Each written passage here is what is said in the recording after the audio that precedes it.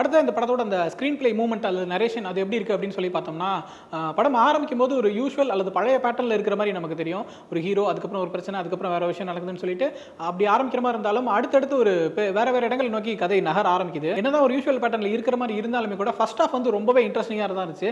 எனக்கு first half பொறுத்த வரைக்கும் பெருசாக எந்த தொய்வுமே இருக்கிற மாதிரி இல்லை, பயங்கரமாக ரசிச்சு பார்க்குற மாதிரி தான் இருந்துச்சு. அதே போல செகண்ட் ஹாஃப்ல வந்து பொதுவாகவே கார்த்திக் சுப்ராஜ் படங்கள் வந்து ஒரு பெரிய ஜானர் ஷிஃப்ட் நடக்கும். ஃபர்ஸ்ட் ஹாஃப் வரைக்கும் வேற ஒரு ஜானரில் நம்ம ஒரு படத்தை பார்த்துட்டு இருந்திருப்போம். செகண்ட் ஹாஃப்ல அது வேற ஒரு படமாக மாறும். இப்போ ஜிகிர்தண்டால பார்த்தீங்கன்னா ஃபர்ஸ்ட் ஒரு சீரியஸான கேங்ஸ்டர் படமாக இருக்கிறது வந்து செகண்ட் ஹாஃப்ல ஒரு டார்க் ஹியூமர் படம் மாதிரி மாறும். அதுவே டபுள் எக்ஸ்ல பார்த்தோம்னா செகண்ட் ஹாஃப்க்கு அப்புறம் பார்த்தோம்னா அது ஒரு பயங்கர பொலிட்டிக்கல் ஃபிலிமா மாறும். அந்த வகையில் இந்த படமே வந்து செகண்ட் ஹாஃப்ல வேற வேற ஜானர்ஸ்க்கு மாறதை நம்ம பார்த்துட்டு இருக்கோம். என்னதான் டைட்டில் வந்து லவ் லாட்டர் வார் அப்படின்னு சொல்லியிருந்தாலுமே அதுக்கப்புறம் வந்து கல்ட் தம்மம் அப்படின்னு சொல்லிட்டு வேற சில எபிசோட்ஸுமே இருக்குது. அந்த எபிசோட்ஸ்ல பேசப்படக்கூடிய விஷயங்களுமே ரொம்ப இன்ட்ரெஸ்டிங்காக தான் இருந்துச்சு. அதுலேயும் குறிப்பா அந்தமான்ல அந்த அடிமை முறை, அங்க இருந்த ஜமானர்கள் எப்படிலாம் நடந்துக்கிட்டாங்க, அங்க இருக்கிற கல்ச்சர் அப்படின்னு சொல்லிட்டு நிறைய விஷயங்களை வந்து பேசியிருக்காங்க. இது நமக்கு படமா பார்க்கும்போது ஒரு ஃபிக்ஷனல் ஸ்டோரி மாதிரி தெரிஞ்சாலும் குறியீடுகளாக வேற சில விஷயங்கள் பேச ட்ரை பண்ணியிருக்கதாகவும் நமக்கு தெரியுது.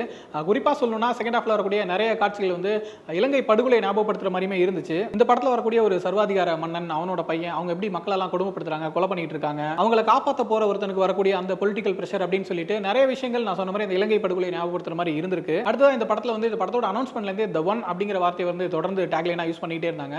அந்த ஒருவன் அப்படிங்கிற மாதிரி அந்த த ஒன்ங்கிற சாங்குமே கூட பயங்கரமா இன்ட்ரெஸ்டிங்கா இருந்துச்சு. ஏன் அதை சொல்லிட்டே இருக்காங்க அப்படிங்கிறது ஆல்மோஸ்ட் டுவர்ட்ஸ் த கிளைமேக்ஸ் தான் நமக்கு தெரிய வருது. அந்த விஷயம் ரொம்பவே கன்வின்சிங்கா தான் இருந்துச்சு. கொஞ்சம் ஒரு மாதிரி மெலோட்ராமாட்டிக்கா இருக்கிற மாதிரி தெரிஞ்சாலும் அந்த விஷயம் ஒரு மாதிரி எமோஷனலா தான் இருந்துச்சு.